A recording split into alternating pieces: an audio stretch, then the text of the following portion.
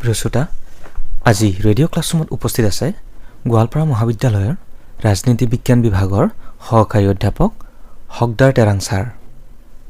Sir, আপোনাক আমাৰ ষ্টুডিঅ'লৈ বহুত বহুত স্বাগতম। Thank you. Hello everyone. So today I'm going to discuss on the philosophy of Niccolo Machiavelli. Niccolo Machiavelli is regarded as the father of modern political philosophy and political science. So his famous works include The Prince. So today basically I'm going to discuss on one of the philosophy of Machiavelli, that is on virtue. So first let me talk about what virtue means in political philosophy. So virtue is basically the good qualities of any government, like generosity, compassion and pity. So Machiavelli defines virtues as qualities that are praised by others, such as generosity, compassion and pity. He argues that a prince should always try to appear virtuous, but acting virtuously for virtue's sake can prove detrimental on the principality. A prince should not necessarily avoid vices such as cruelty or dishonesty if employing them will benefit the state. Cruelty and other vices should not be pursued for their own sake, just as virtue should not be pursued for its own sake. Virtues and vices should be conceived as means to an end.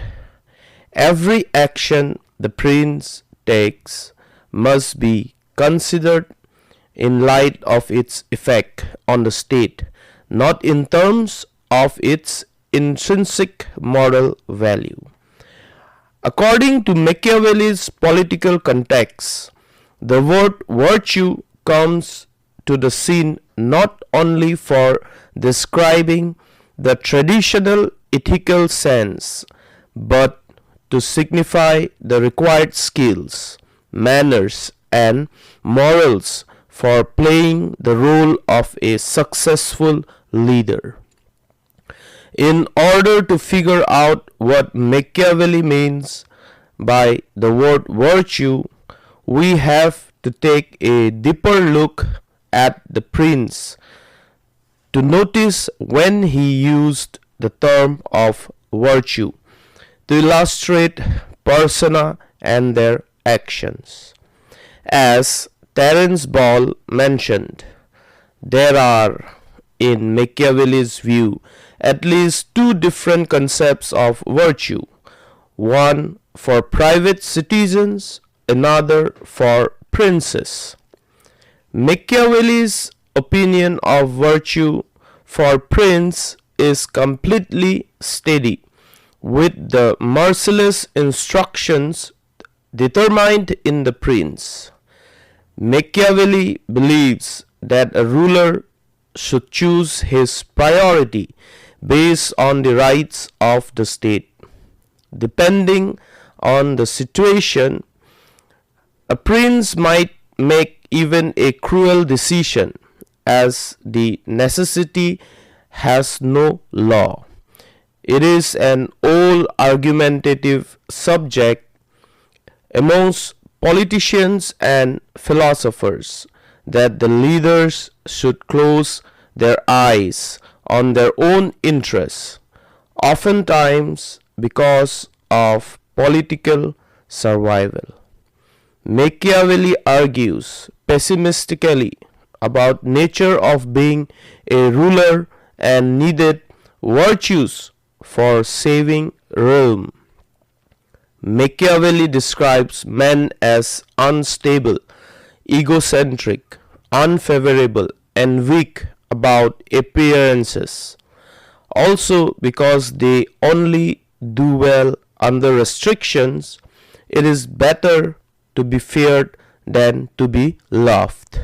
Naturally, he believes that people tend to be evil rather than being good. According to his belief, in different situations, the prince must be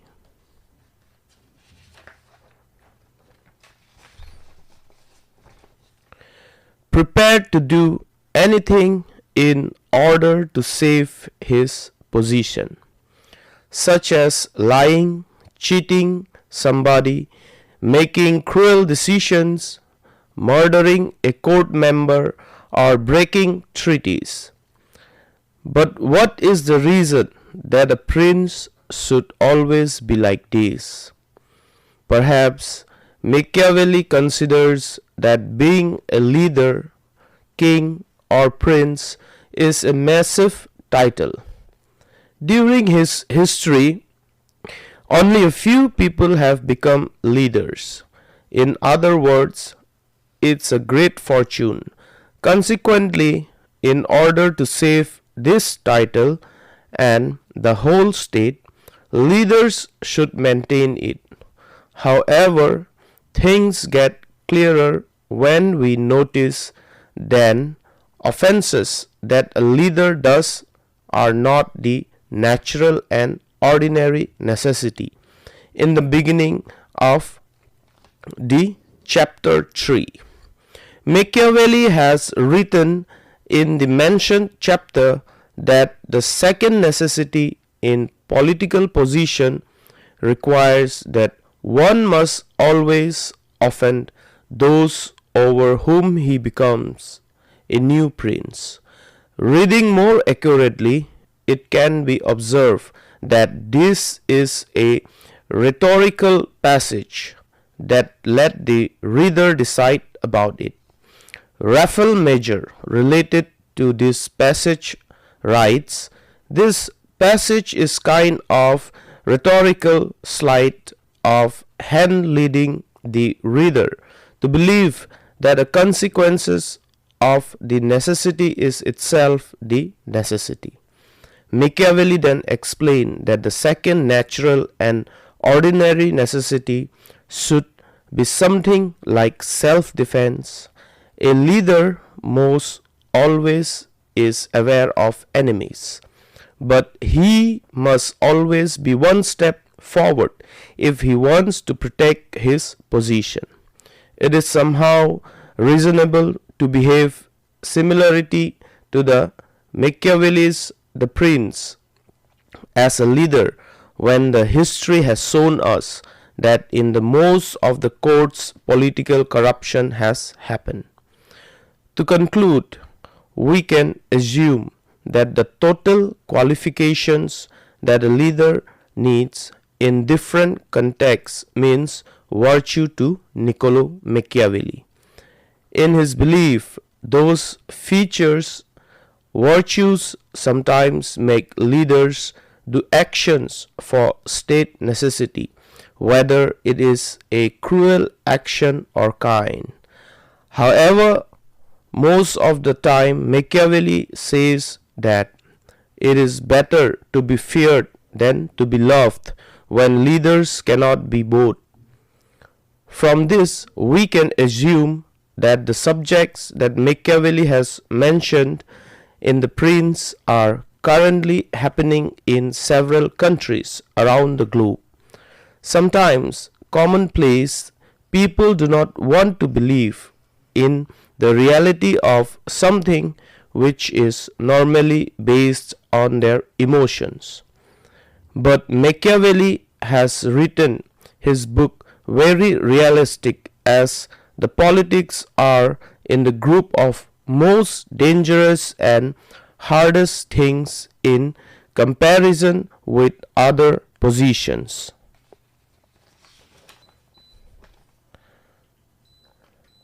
Now, Machiavelli has given his concept on virtue, but his concept of virtue has been criticized on many grounds. So let us discuss some of the criticisms which has been labeled on Machiavelli's concept of virtue. The first criticism: Machiavelli's concept of virtue is inappropriate in the sense that his virtue is not absolutely a moral behavior. According to him, a leader can become whatever the situation may demand. Such concept contradicts to our moral obligations. For example, when a nation faces a famine or an epidemic, then a leader must always consider the health and wealth and also the prosperity of its citizens.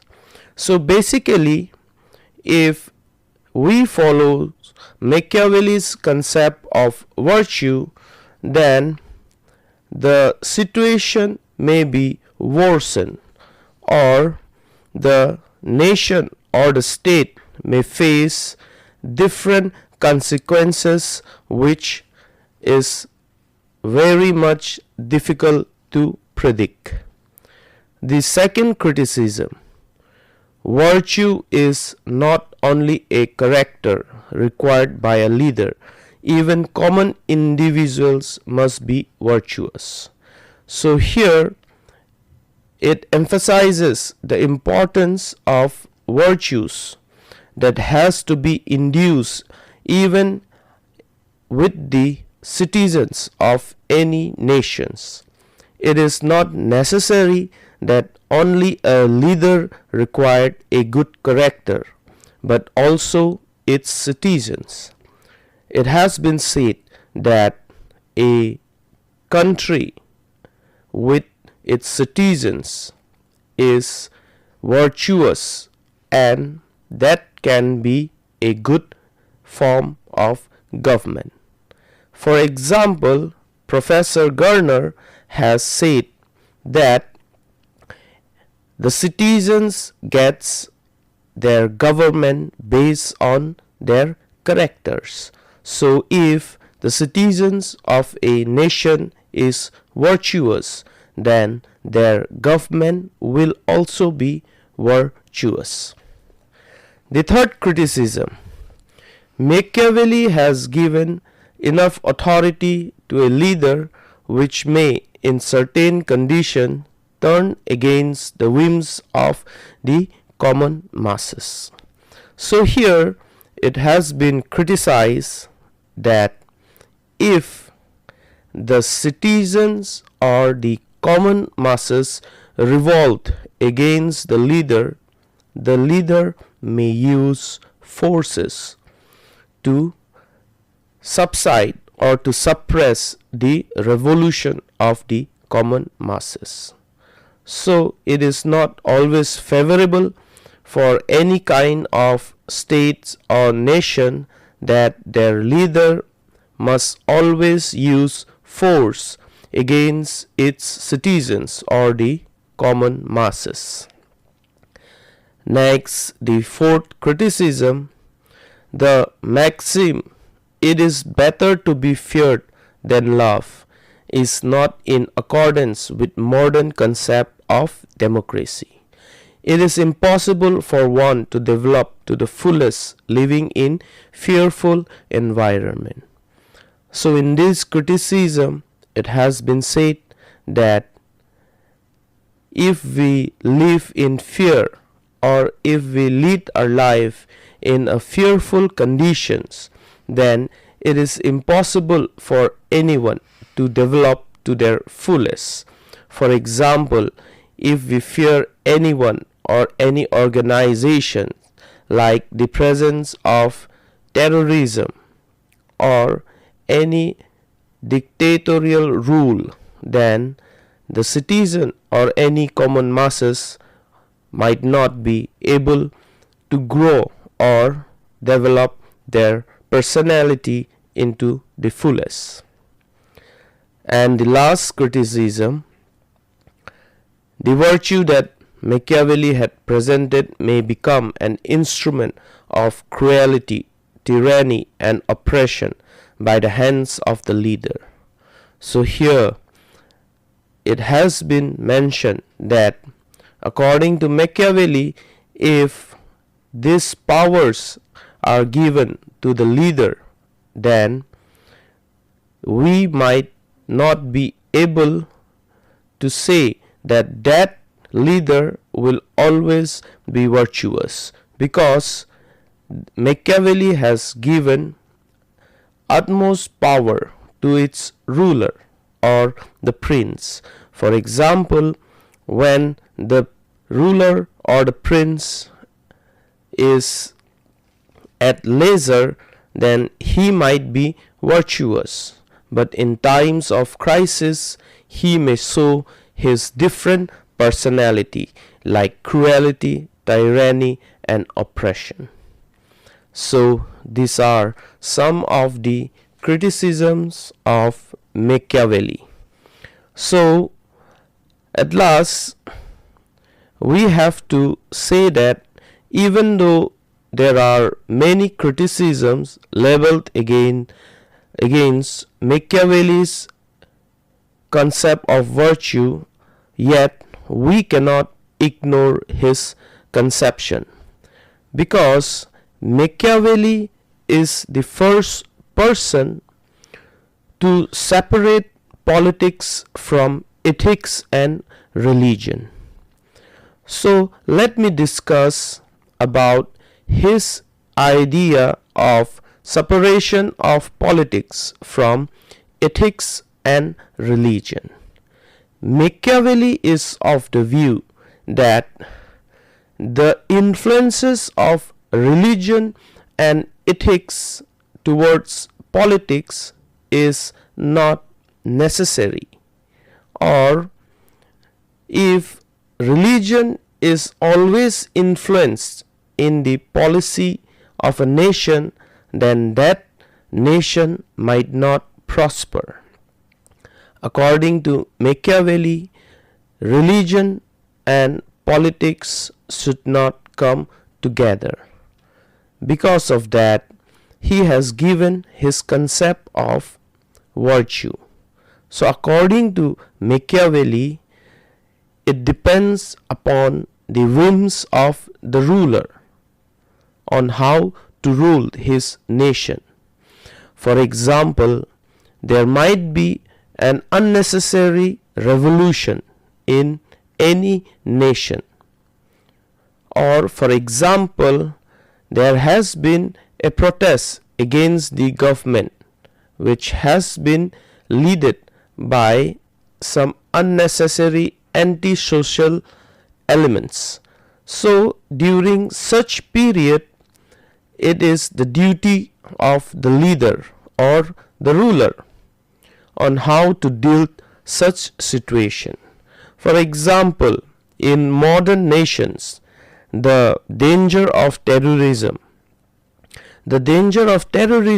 should be dealt with their consequences. For example, we can always support the use of force against the suppression of terrorist activities.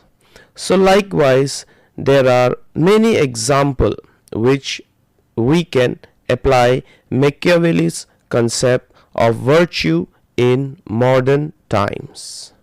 So therefore, we cannot ignore Machiavelli's contribution towards political philosophy and also towards political science.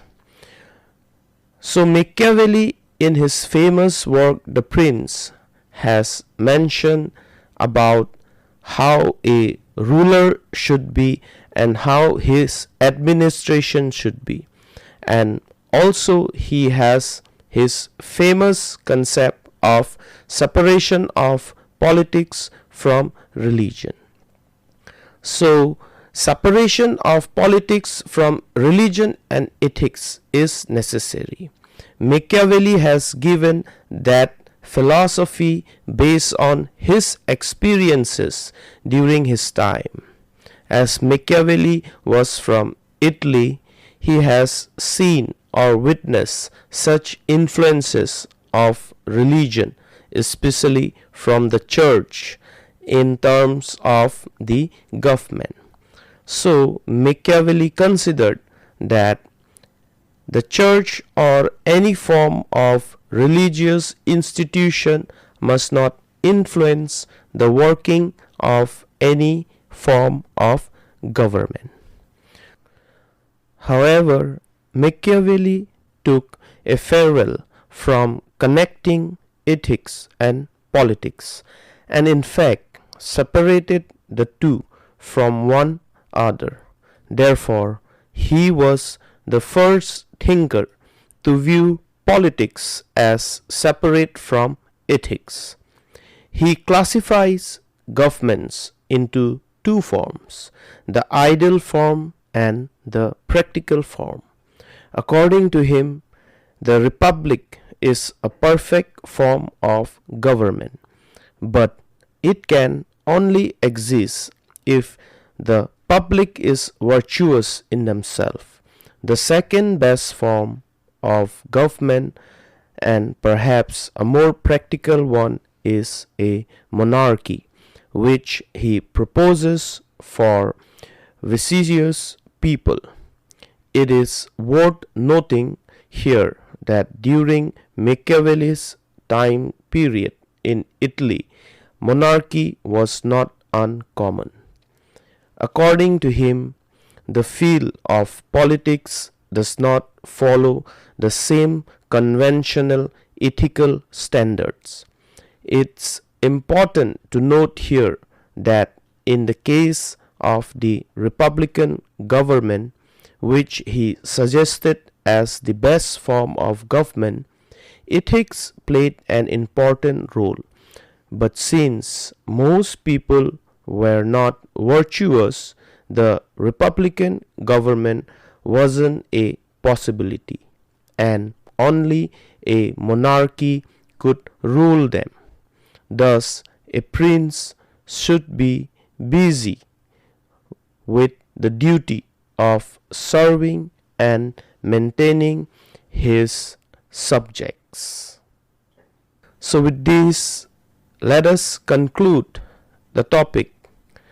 And here, one should always remember that Machiavelli has contributed immensely towards the development of political philosophy and political science, and because of that, we consider him as the father of modern political philosophy and political science.